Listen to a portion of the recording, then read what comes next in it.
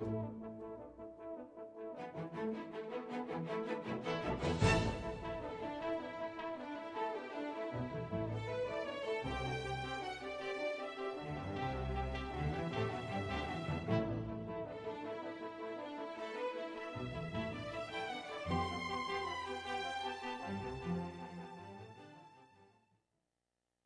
we're going to talk about this topic, which I've entitled Utterly Amazing. I think the caption on the left speaks for itself. In fact, after the last lecture, I'm surprised you're still here. What are you guys doing here? Well, I have come under a lot of criticism in the world because of the stand which I take, which I believe is bound or based on very sound science. And it might not be so problematic for people of Western Caucasian stock, particularly Northern European stock. But when it comes to Asian nations, African nations, Hispanic nations, then this is a major problem worldwide. And we have to address the problem as to whether one race group can dictate to an entire world what it should be eating and what it shouldn't be eating for health. So we're going to discuss this question of dairy products and see where we stand in the world today and what the scientific literature in the world is really saying. You know, man is the only creature on the face of the earth that believes that he must get his calcium needs out of the udder of another animal. There is no animal on the planet that does that.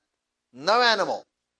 Those that receive milk, like for example cats, in a domestic situation, are actually harmed by the process. And veterinary associations throughout the world are saying, don't give your cats milk. It causes kidney problems in them, because of the sulfur-containing amino acids.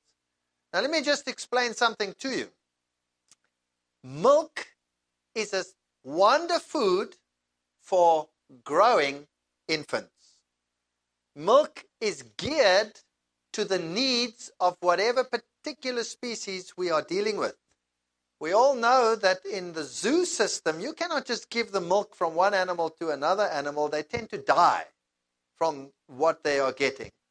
The fact that humans are so incredibly resilient is a miracle. But you have to be very careful what type of milk and how you modify milk in order to let one species survive even from the milk of another species. You see, the proteins and the amino acid mix that you get in any particular animal's milk is geared to the needs of that particular animal. So cow's milk, for example, a normal cow, now I'm not talking about a dairy cow, one that walks around wild, will only produce about 3-point-something liters of milk per day. Whereas if you go to the industry, these are selected for milk production, and a reasonable dairy cow will produce 20 liters of milk per day. A good one, a really good one, will produce 40 liters of milk per day. A really supersonic one will produce 80 liters of milk per day. And the world champion produced just over 120 liters of milk per day. That means it has an udder weighing 120 kilograms. That means the udder can tear off by its own weight. So they give it a modified bra to hold it on. Dairy cows, calves, grow at a phenomenal rate. They double their weight in a very short period of time, in about 43 days, which a human does in about 183 days. So there is 300% more of the protein casein in cow's milk than there is in human milk. The ratio casein to lactose, the sugar, is also different from in cow's milk to what it is in human milk. And then the protein casein differs from species to species depending on the amino acid needs of that particular organism. Now, when you are growing, in an early stage, you don't have that much bone formation. You first start off with cartilage formation and building connective tissue, and then later on you start developing bones and structures like this, and largely this happens once you get to the weaning stage. So in the early growth spurt, your amino acid needs are totally different to what they are after the spurt growth period, which normally comes and ends with weaning. Then you have totally different amino acid requirements. So the amino acids that you are getting from your milk at a later age after weaning is totally different to what you needed as an infant. And that is why animals stop drinking milk at a particular age and they go on to what they normally eat because their needs change. Another problem is the digestion of milk. A cow that has a lot of casein and a lot of proteins called lactoglobulins and proteins like that, which are very, very dense proteins, which are in this milk of this particular animal, needs very special circumstances to unwind that protein so that can even be digested. So a calf produces quantities of what is called renin. And renin changes the protein structure so that it can be digested. We say renin curdles milk. Now, humans, having much lower casein and a different casein to what cows have infinitesimal amounts of renin. Some medical books claim they have no renin, but some claim there's a little bit of renin produced. But the digestion of the milk in a human is aided by bacteria which are produced in the breast nodes of the mother, and these are called Bacillus bifidus, which are drunk together with the milk, and that helps with the digestion of the milk. So if you give milk from one species to another species, you end up with a whole lot of problems. The one is the incorrect environment for the digestion of that protein, plus you have the problem of all the other proteins that are in the milk that are indigestible. Let me put this to you simply. The first milk that an infant drinks or that a calf drinks contains what we call colostrum, which contains the antibodies that are required to help the newly developing individual or infant to cope with disease. Is that correct? Okay. Now, what do those antibodies consist of? Or what type of molecules are they? Well, they are proteins. What would happen if the infant drinking those particular antibodies, which are proteins, were to digest them? What would happen?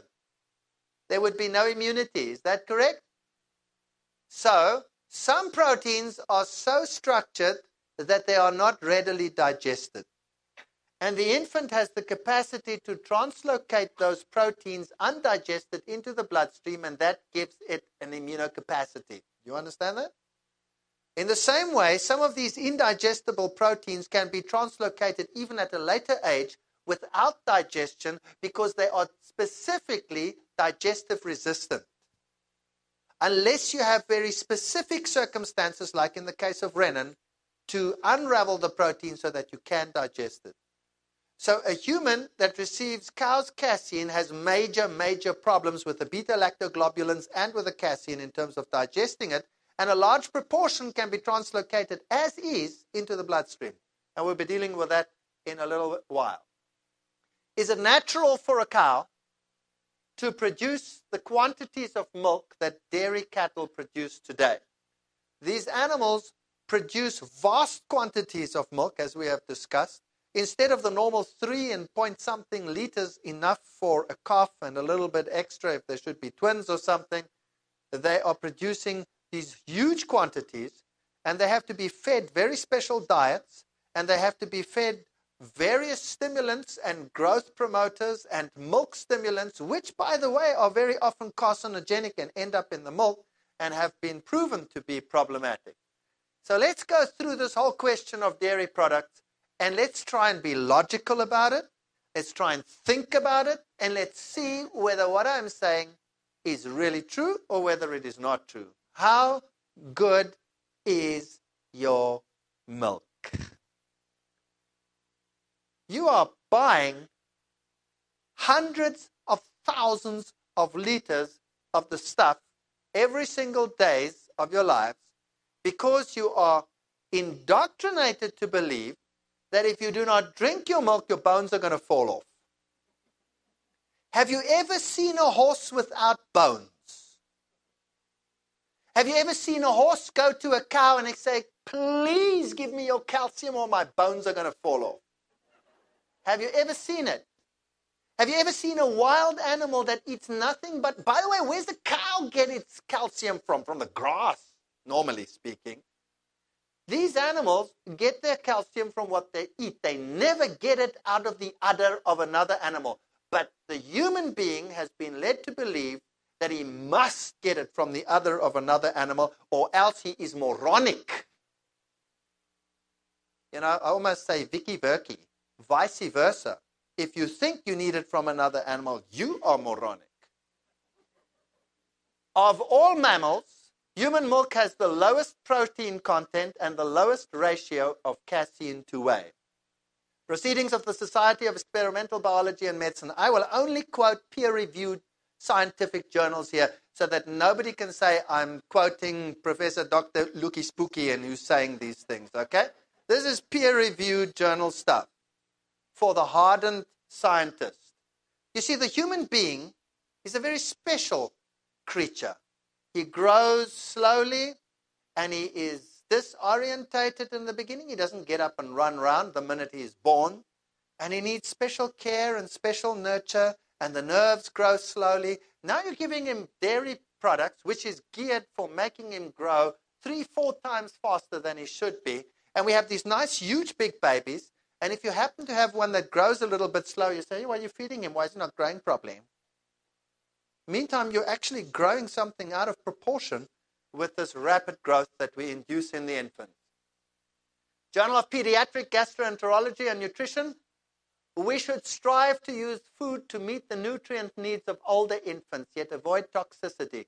Cow's milk simply does not meet this standard of quality. That comes from the Journal of Pediatric Gastroenterology and Nutrition, 1993. Pediatrics, 1992. Babies who are fed whole cow's milk during the second 6 months of life may experience a 30% increase in intestinal blood loss and a significant loss of iron in their stools. The trauma that the digestion of this high casein content does to these babies is that the acidity rises and they experience in their sensitive little intestines blood loss, so that they actually lose iron. We're told if you don't drink your milk, if you don't give them milk, they won't have enough iron, they won't have enough this problem. They're actually losing it. Postgraduate Medicine, 1994, volume 95. Adults who consume large quantities of milk who have high lactase activity suffer repeated small galactose challenges, accumulating of galacticol in the lens and greater likelihood of developing senile cataracts. Let me tell you something else about milk. The sugar in milk is called lactose. Now that's perfect for babies. Wonderful for babies. Lactose consists of glucose and galactose. Remember that the sugar that we normally eat, sucrose, contains glucose and fructose. Remember that? And fruit contains which sugar? Fructose. But milk contains galactose and glucose in the sugar called lactose. Right. Now that's good for babies because they haven't got a well-developed pancreatical system. So when they digest it, they get into their bloodstream galactose, and only half of what they get in is glucose, which they can utilize for their energy needs and all those things. Then they have a liver enzyme, which is called beta-galactosidase, and that converts the galactose to glucose as needed. Does that make sense? Now, as soon as a child is weaned, the capacity to produce beta-galactosidase declines and virtually disappears.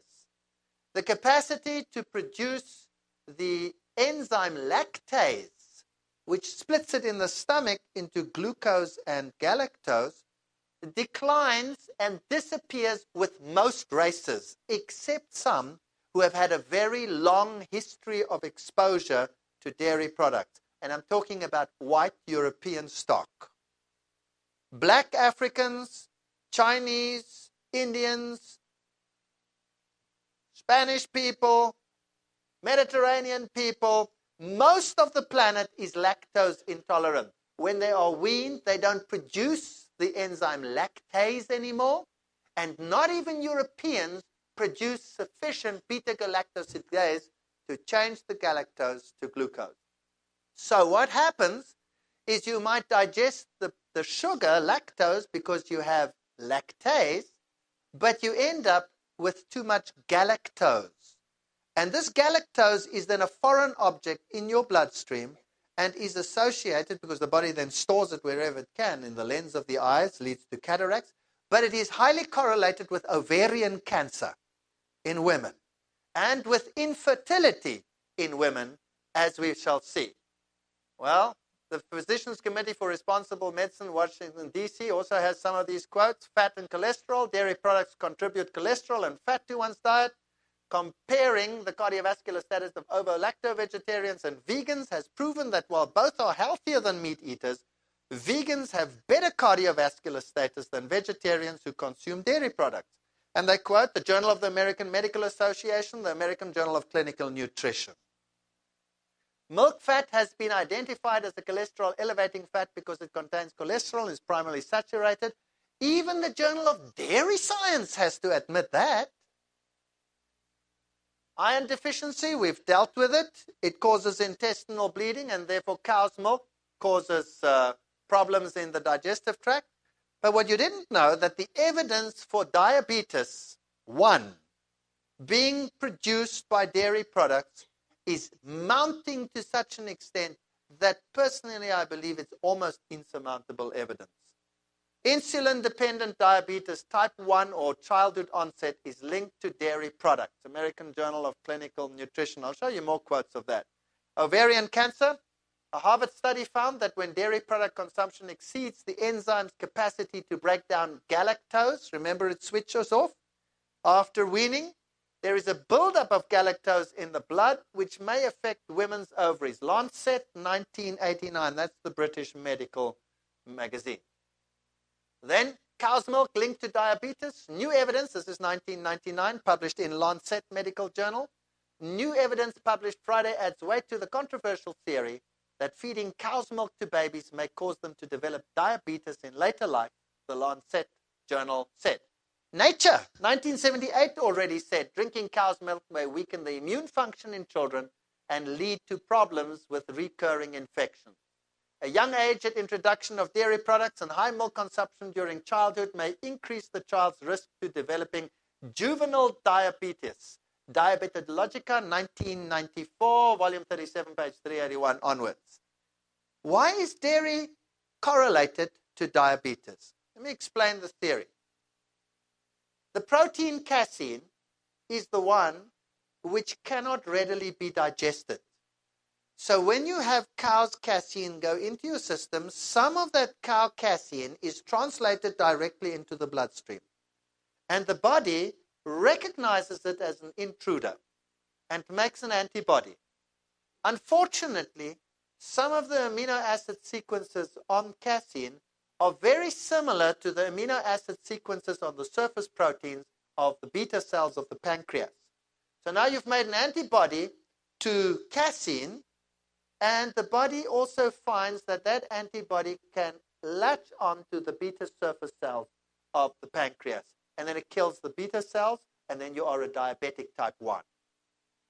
Then the argument was, now hang on a second, this cannot be true, because many infants are getting diabetes type 1, particularly in Japan, where they are lactose intolerant and they don't use dairy products.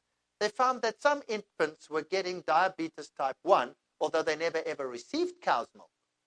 And so the cow's milk hypothesis was eradicated on the grounds of that, until they made an interesting discovery.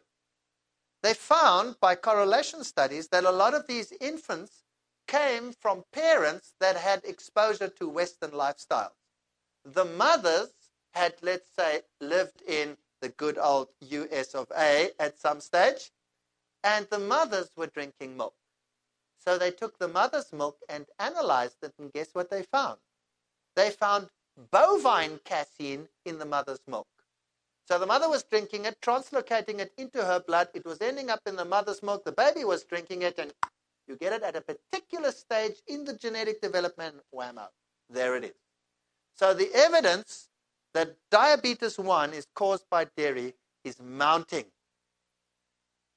Early cow's milk exposure may increase juvenile diabetes risk by 1.5 Science Diabetes Care 1994, volume 17. Diabetes does not occur in diabetes-prone rodents reared on a diet free of cow's milk for the first 2 to 3 months of life, indicating that cow's milk protein can trigger the disease. New England Journal of Medicine. Do you need more?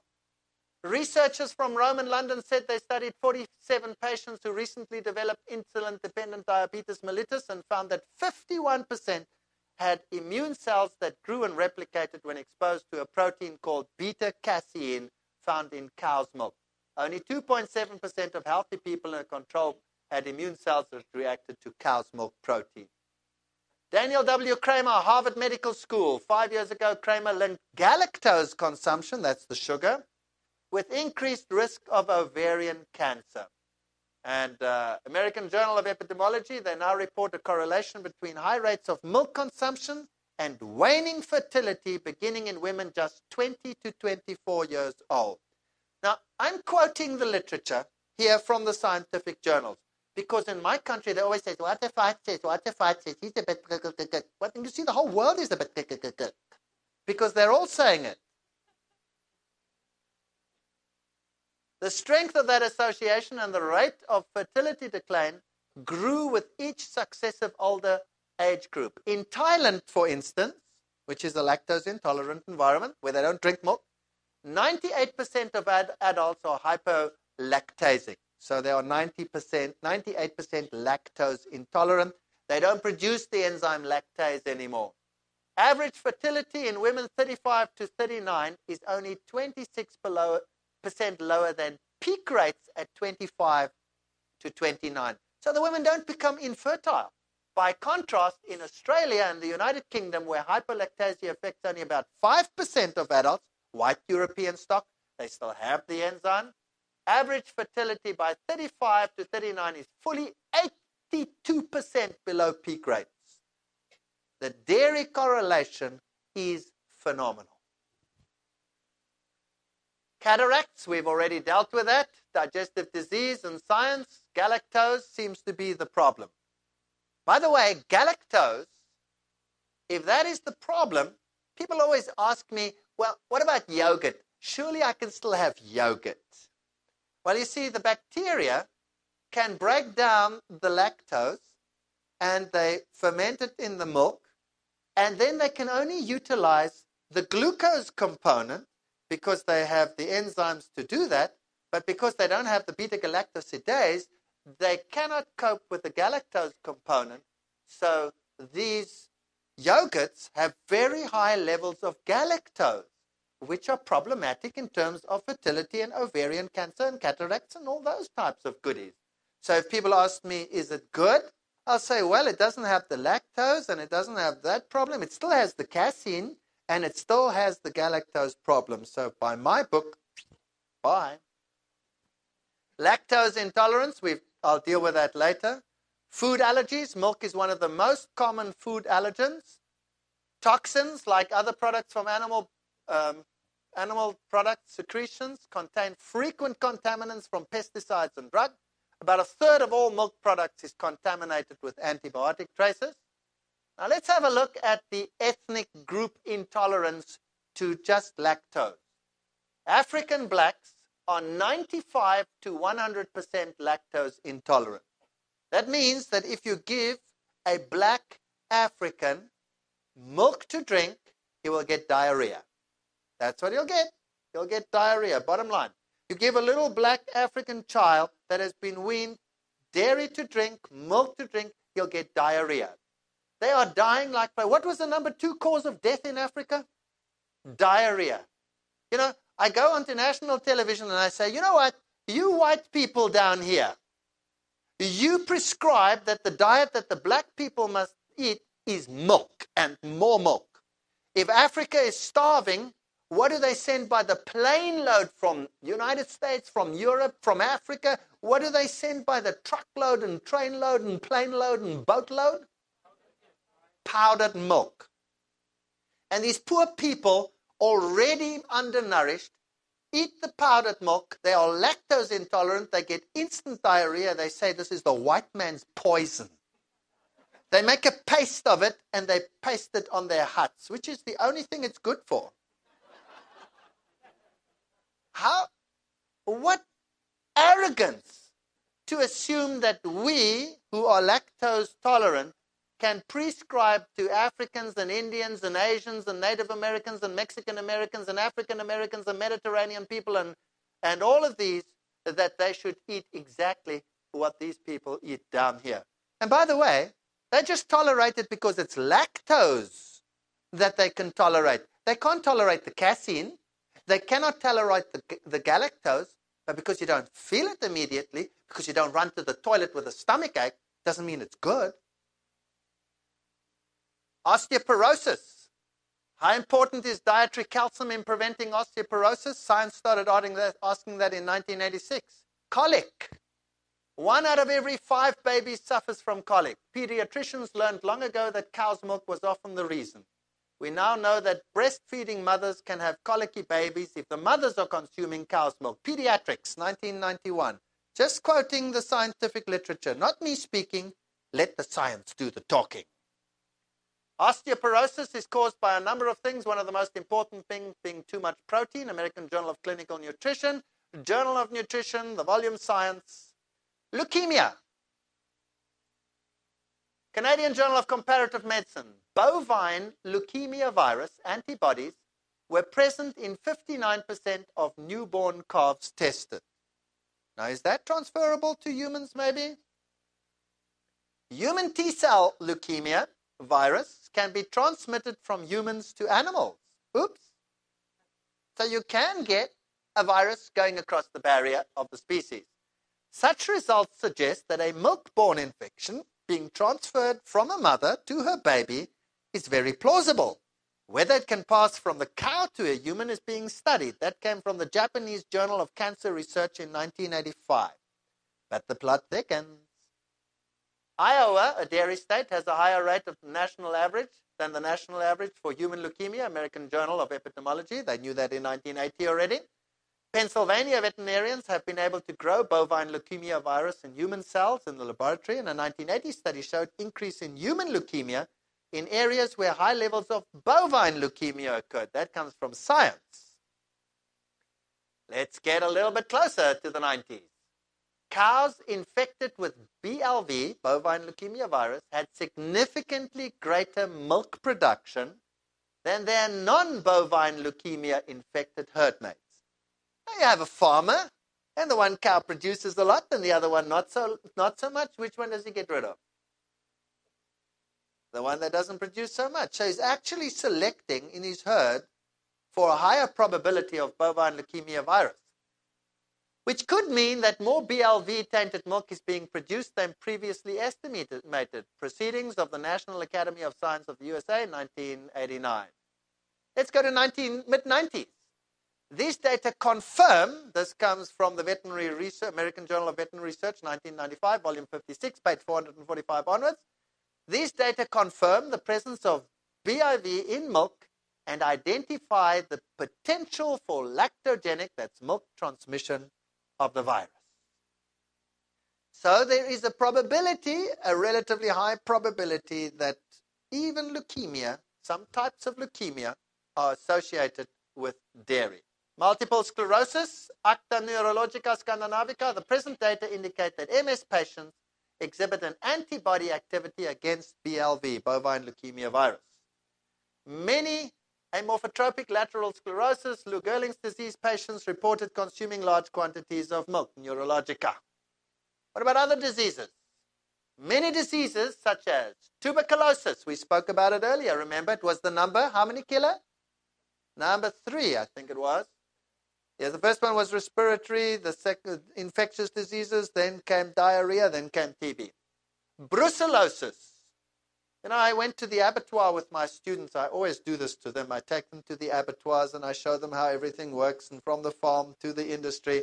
And for at least 1 week after my course, all my students are vegetarian. But I went to the inspectors there, and, you know, they're cutting up the livers, and they go,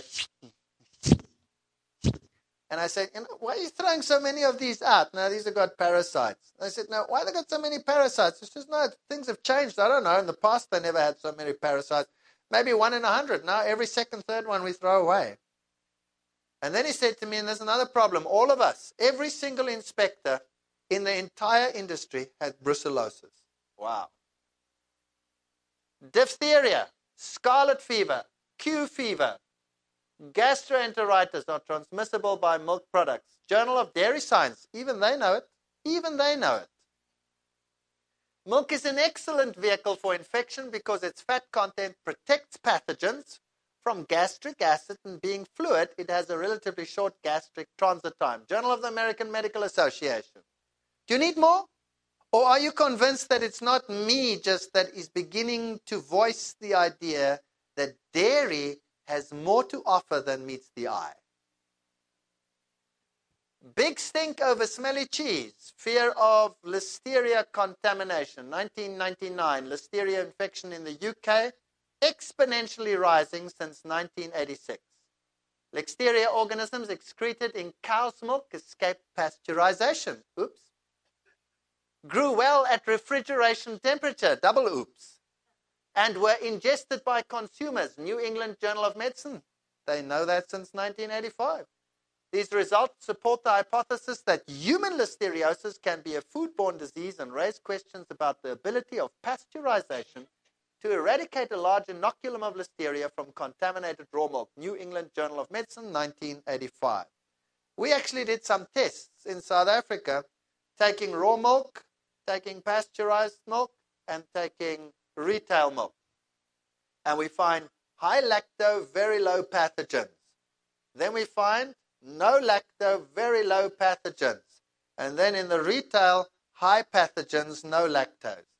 That's why milk doesn't tend to go sour so easily, but rather goes bad, smells bad.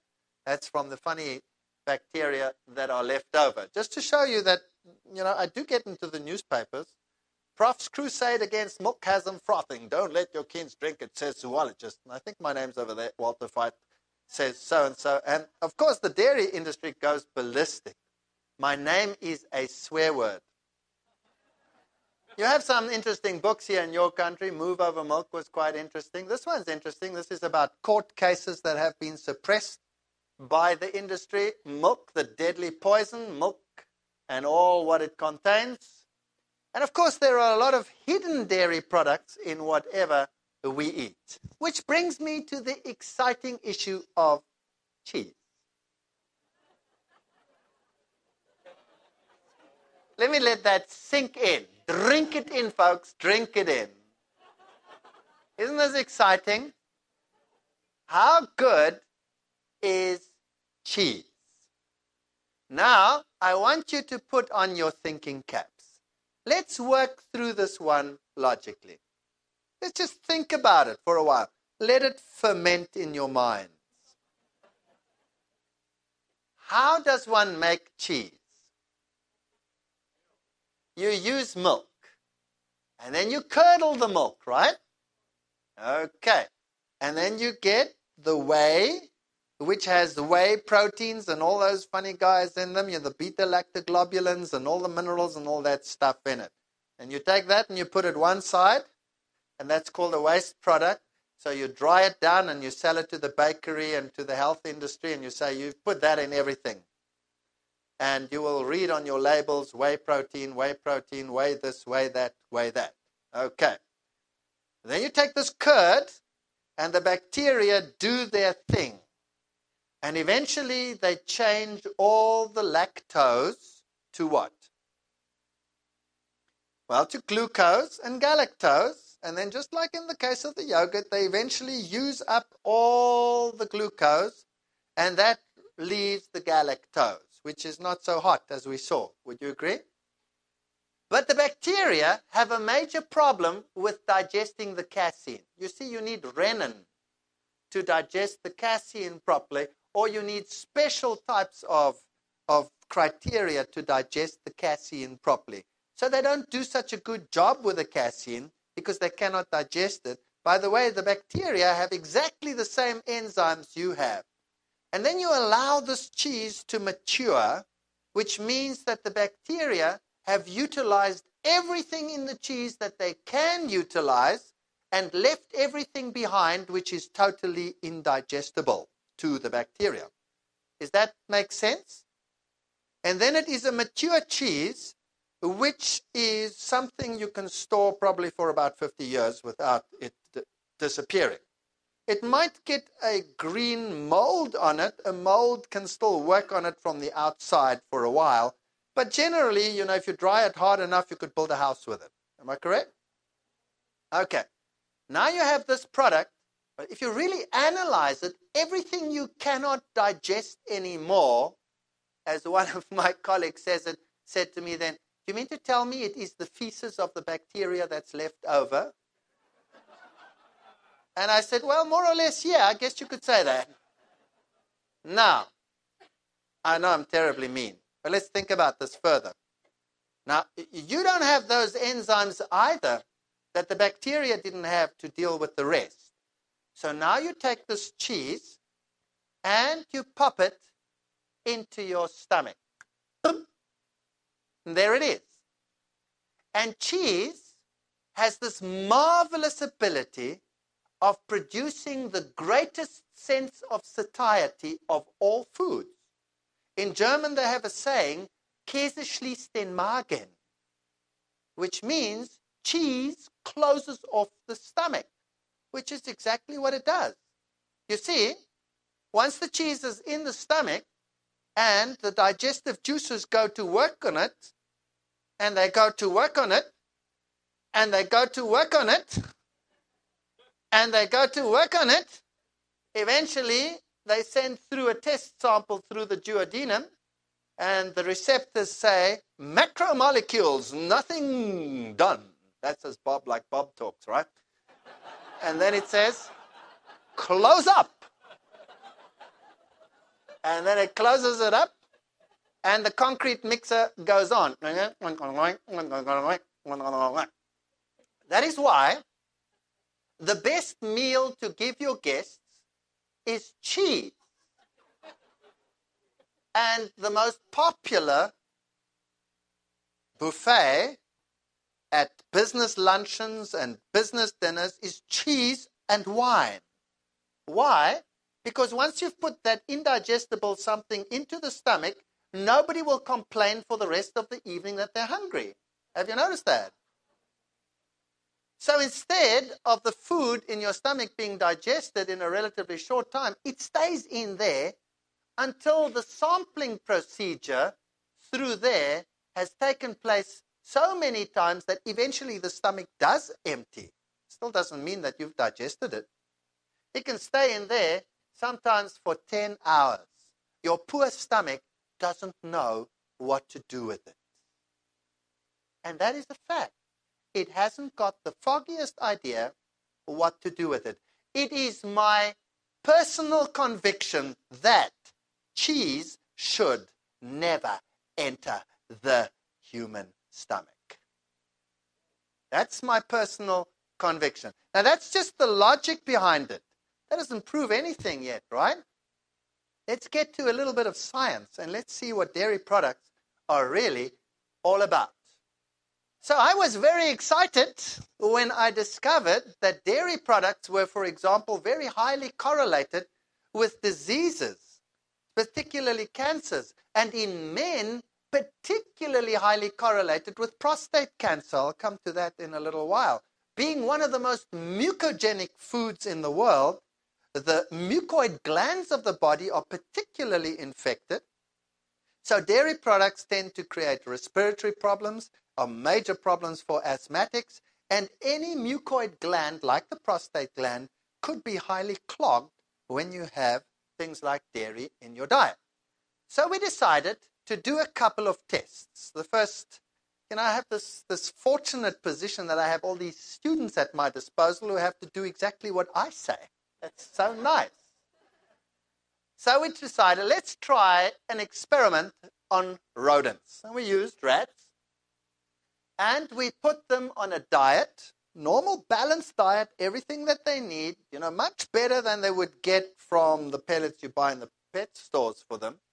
And we put one group on a diet which had soya as the main protein source, and the other group casein. Now remember, we are just dealing with the protein now. We're not dealing with the lactose or any of those which can cause diarrhea. Are you with me? Just the isolated protein. And then we looked at what happens in this rat. Firstly, what was interesting, of course, was the urinary pH, which is an indicator of acidosis. And interestingly enough, when they were on soya, and significant differences there, when they were on soya, they had a more alkaline urine, indicating that they were more alkaline in their metabolism than when they were on casein. They were more acid. So casein caused acidosis. We wanted to know, of course, about calcium. So we looked at the total fecal calcium, and lo and behold, when they were fed casein, there was much more calcium in the feces than when they were fed soya. In other words, they weren't absorbing the calcium. Is that correct? Probably because of the acidosis induced by the casein. We looked at urea production, which is an indicator of the rate of turnover of the protein, and we see that when they had casein, they had to reject or metabolize far more of the amino acids and excrete it than when they were on soya. And there's a highly significant difference between the two groups. So casein means more elimination of what you are eating. What about urinary calcium? Oops. When they were on casein, they lost far more calcium than when they were on soya. So casein is calciuretic. It means you lose calcium. So when they tell you drink your milk so that you get your calcium, number one, you don't absorb it. Number two, you excrete it. It's not available to you. No wonder Gambian women who never ever drink milk have perfectly healthy bones even after pregnancy, with a calcium consumption less than a third of what American women eat. And they get it from dairy, and they have all got bone problems after the event. But African women don't. And then, remember that this is casein and not milk, so there's not lactose in it. It's just the protein. Just the protein. Everything else was the same. The fiber, everything was the same. Look at the highly significant difference in the wet mass of the feces. So if they were on casein, they produced a very dry pellet. And when they were on soya, they produced a very moist pellet. In other words, going to the toilet, if they were on casein, was that eye-bulging experience I spoke about. Now, you know what's interesting? You know what one of the major problems of white European infants is when they are on cow's milk? Constipation. White Europeans suffer tremendously from constipation. My own kids got cow's milk because I was a moron at that stage. And you know what? My kids had to regularly be taken to hospital to cut the stuff out at the back and pull it out with tongs. So constipated were they. And I wouldn't believe that it could be something like milk. I mean, everybody drank milk. You see, people can change. And black Africans who cannot deal with the lactose, what is their problem if you give them dairy? They have diarrhea. So the whites who have got lactose and who are not lactose intolerant and who have the enzyme lactase don't get diarrhea, but they get constipated, and the other group gets diarrhea. And you can't put the two together because you don't link it to the races. You understand? And this is interesting stuff. I love it because in my country, this is a racial issue. And the racism is now on my side. It's so nice when the scientists oppose me, I say, you're being racist. Whew, dead silence because they're dead scared of that word. It's a very big swear word in my country now. I know I'm being unfair, but I like it. Then the people say, woo, but that was a rat. So we decided, let's try it on a rabbit. Well, let me first show you one thing. When we fed them soya, casein, or milk solids, the orange over here is milk solids, you will see that the group that received casein or that received milk had no problems growing. So you can grow, you can get enough, and because casein is also a metabolism stimulant, remember cows grow very fast, the rabbits actually grew very fast on the milk solids and on the casein. And they grew slower on the soya. By the way, slow development, is that necessarily abnormal? I want to ask you a question. Do you think it is normal that a little 9-year-old girl, a little 8-year-old girl, no, even worse, a little 7-year-old girl should start menstruating? Do you think that's normal? Do you think that God designed it that little 7-year-olds should walk around having the capacity to produce children? But when they are not on animal proteins and when they are not on dairy, they tend to develop much later, sometimes 14, 15, sometimes 16. And you say, oops, there's something desperately wrong with that. No, I think there's something desperately wrong with a 7-year-old, an 8-year-old, and a 9-year-old developing early menstruation syndrome. So you grow well on it, but that does not necessarily mean that it's good. Then we looked at urinary calcium loss, soya, casein, milk. Look at that. Boom, lowest, high, high. So whether it was the protein alone or whether it was the milk solid, full dairy, can you see that there was virtually no difference? Question.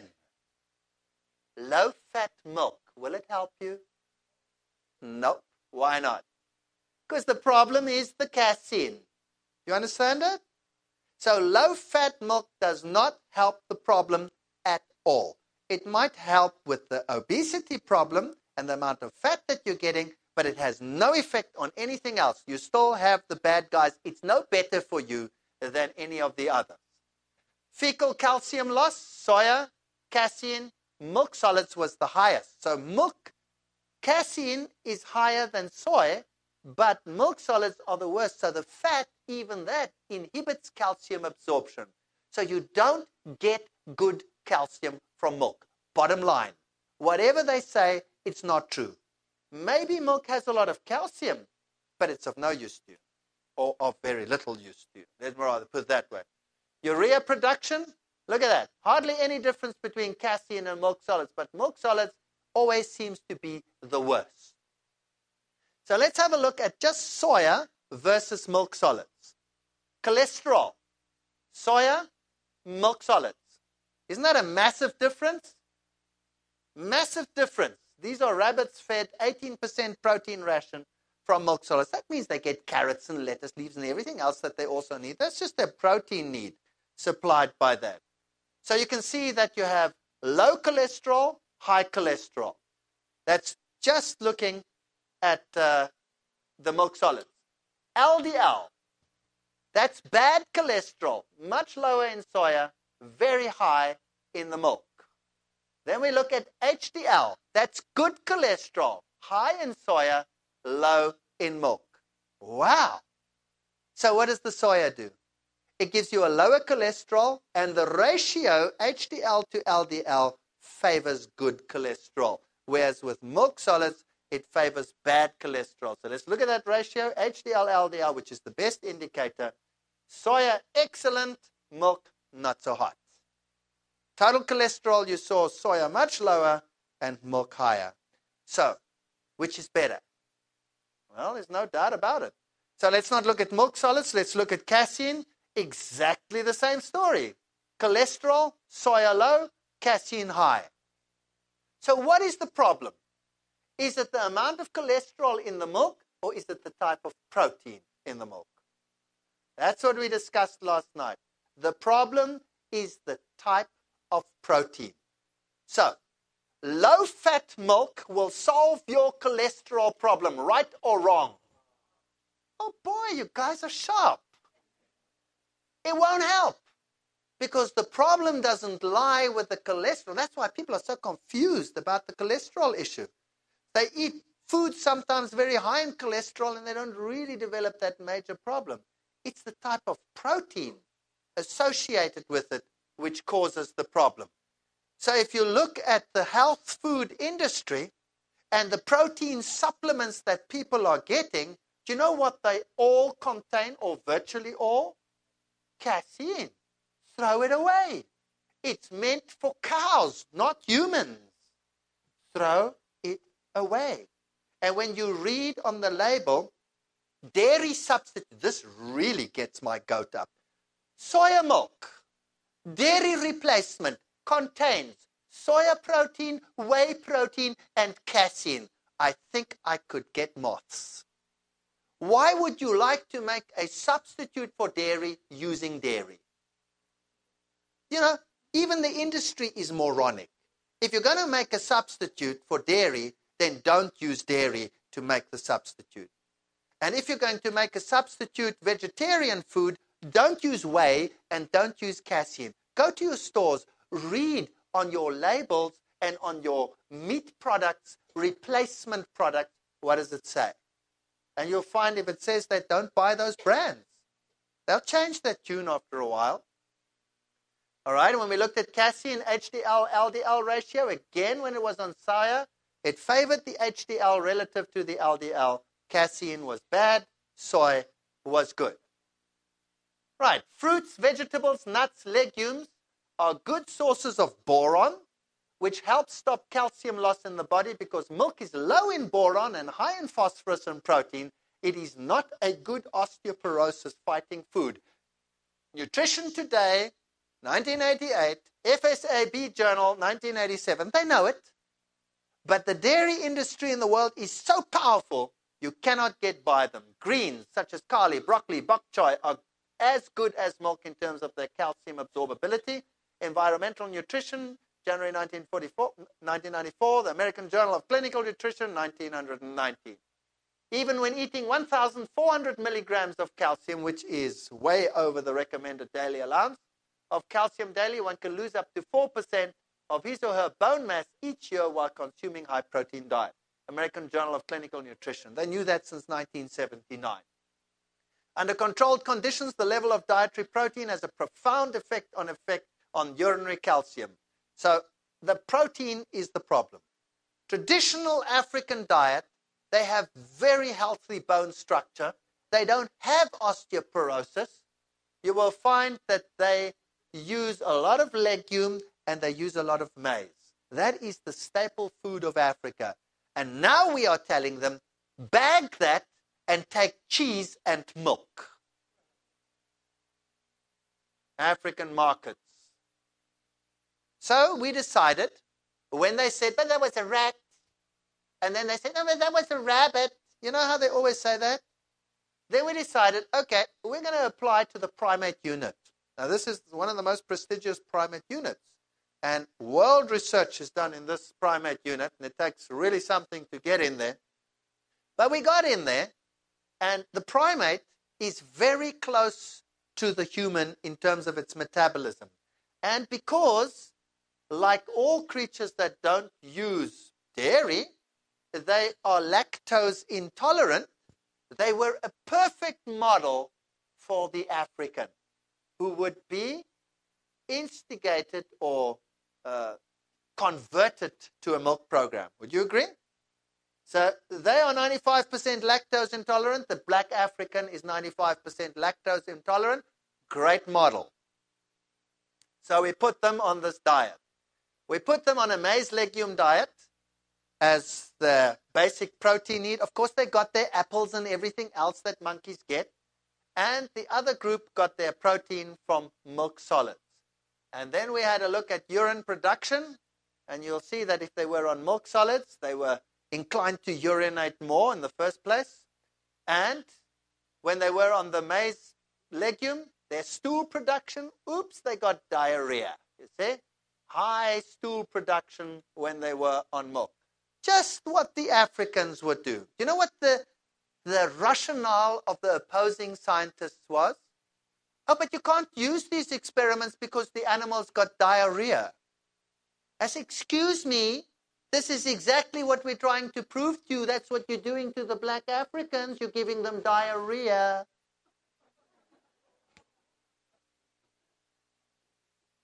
Urinary calcium excretion, just look at that.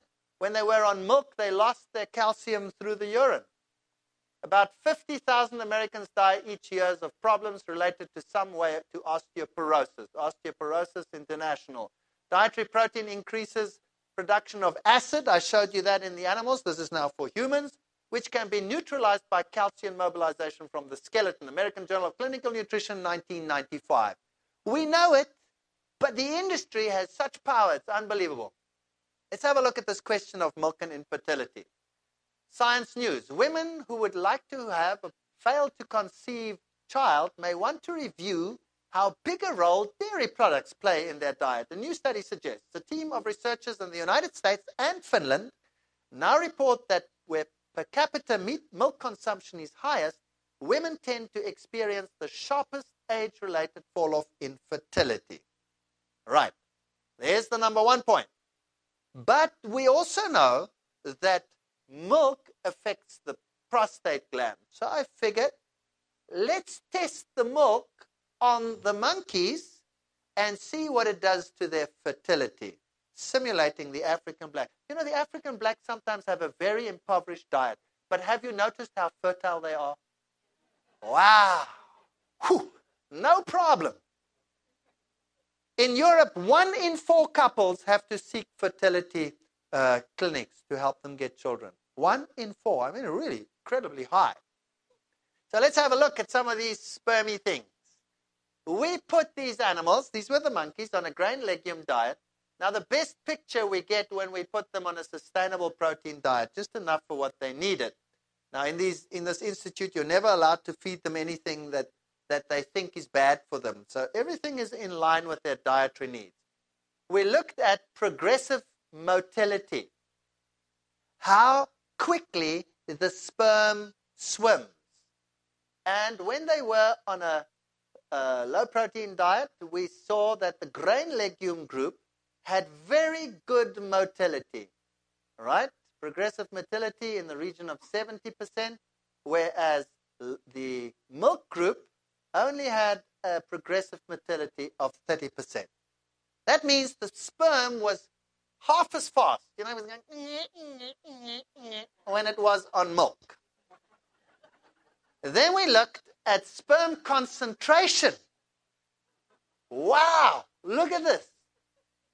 When they were on grain legume, they had an incredible sperm concentration of 320 million sperms per milliliter.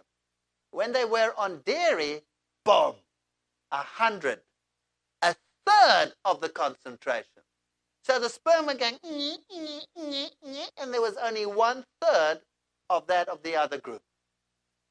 Then we looked at defects in the sperm, mid-piece defects. When they were on dairy, the sperm developed abnormally, statistically different. Milk versus maize legume, the African diet. And most of them seem to have this mid-piece defect, where they have this bump in the mid-piece, or this tail defect. So now the scenario is that if you are on milk, the sperm going, there's only a third, and those that are there are going,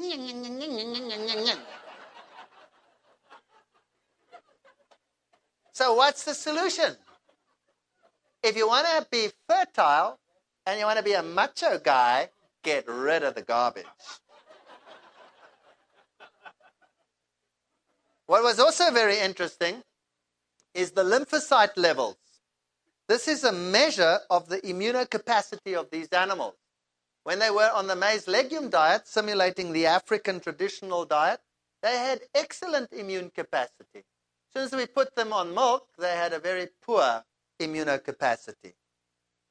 And the same for HDL, LDL. Remember, we need a good HDL, LDL ratio. The monkeys work very good when they were on the maize legume diet and very poor when they were on the other diet. The proof of the pudding is in the blood vessel in the end. There you have the blood vessel of one that was on the maize legume diet, squeaky clean, all the little side vessels of the aorta, perfect. And look at this one, totally clogged. Even the side vessels were clogged. This was a serious case of arterial disease as a result of dairy products. Remember, the African people are far more prone than the white people of getting cardiovascular disease. Do you remember those statistics? So the monkey is a perfect example to show why. Because it has such a high sensitivity, just like the lactose intolerant nations would have. So we did the histology, and you see that the one on maize legume, squeaky clean, there is the plaque in the other one. And what is more, it was calcified, which means this was a perfect aneurysm case. Pop goes the artery. So no wonder they have these products. All right, we looked at soy milk versus milk solids. That was the diet, just to show you that they got total proteins, about 18% roughly, 17 point something, but they also got carbohydrates and calcium and phosphorus and everything they need. They got apple skins. The ones on grain legume got kidney beans. They had maize meal. Only the ones on milk had the milk powder, but they got everything else that they also needed. And it wasn't just a question of feeding them disproportionate quantities of milk. It was the equivalent of what any Westerner would eat. So milk is implicated in high cholesterol, higher LDL, lower HDL, and total cholesterol concentrations that are totally haywire, as you can see in this particular study where we did a repeat of it just to make sure.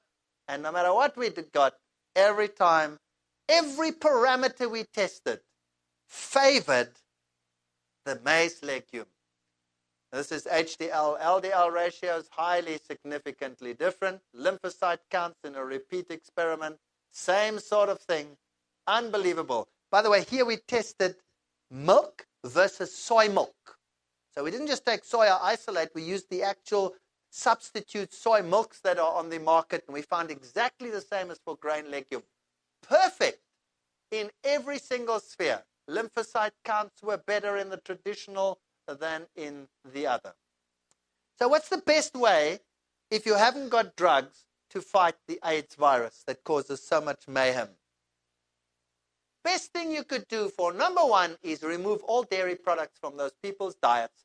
That'll raise their lymphocytes levels, because that's the first thing that goes down when you have AIDS.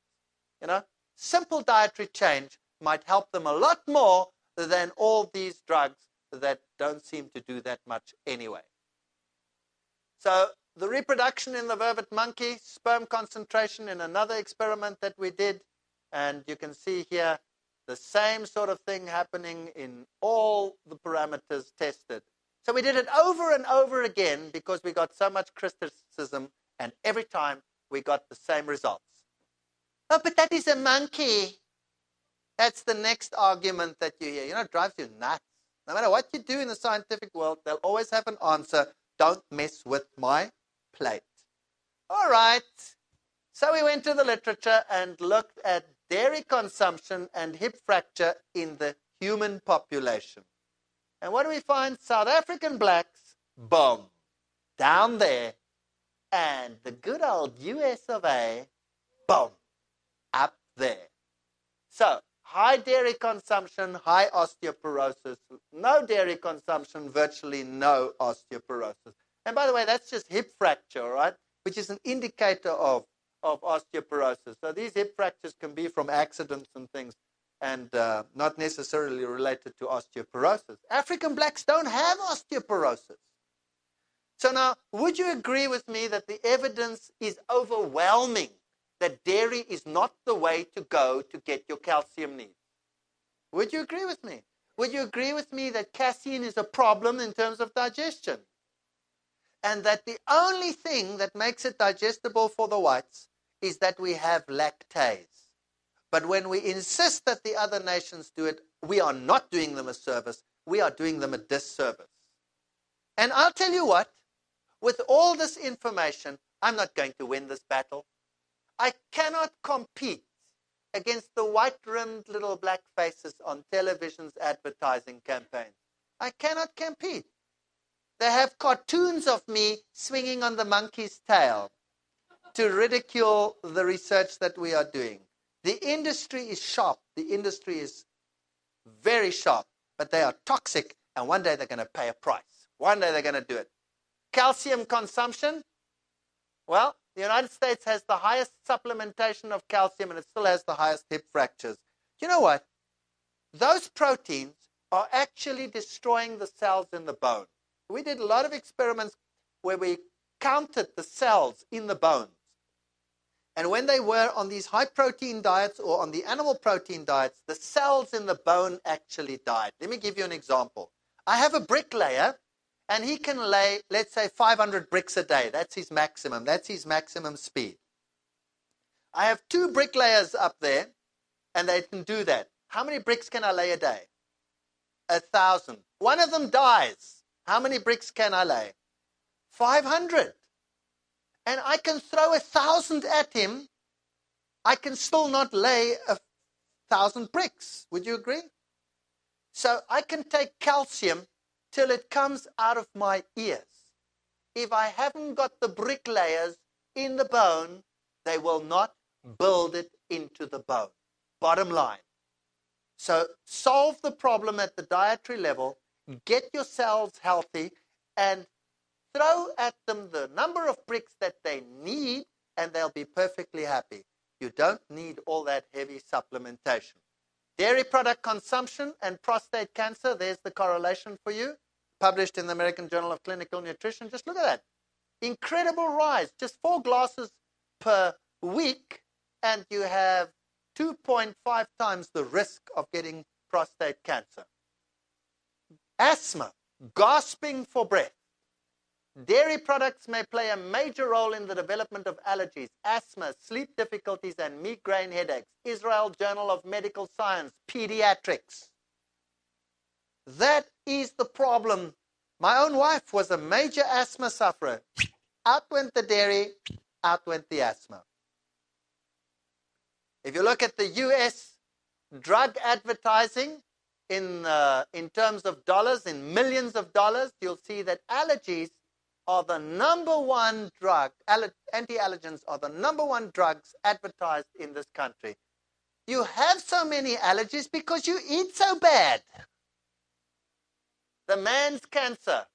Some who have died lost the battle. Ayatollah Khomeini, Telly Savalas, you remember some of these guys. World breast and prostate cancer. Look at that. Switzerland, Norway, Luxembourg, Iceland, Sweden, Uruguay. Those are the countries that have the highest prostate level. Those are the high dairy countries in the world.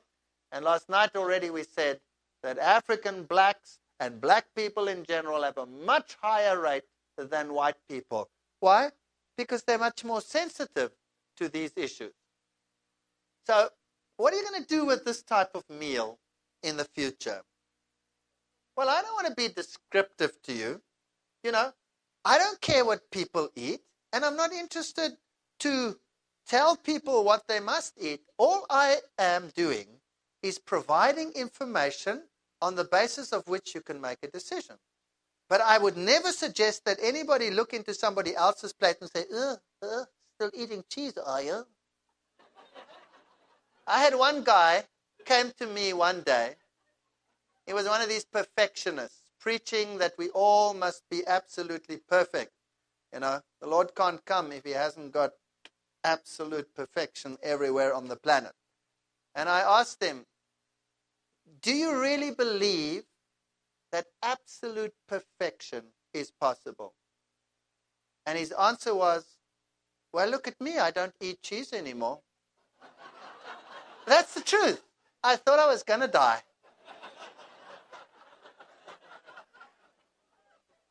So I would suggest to you that you have another look at dairy products.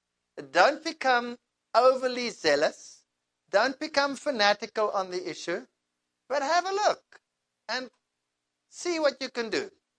And if you see that you can cope, because there are lots and lots of good substitutes, you can make great creams and great nut creams and nut sauces, and dairy sauces can be replaced with soya sauces. You can make great mayonnaises, great Thousand Island dressings by just using soy milk powder. And you've got all these things right here at your disposal. A little bit of lemon juice, a little bit of liquid, and a little bit of something of this and a something of that, and you make great mayonnaises. You can do great things. A little bit of tomato paste and something in there. You've got a Thousand Island dressing. You can have great fun. It's just a question of learning. No gain without the pain.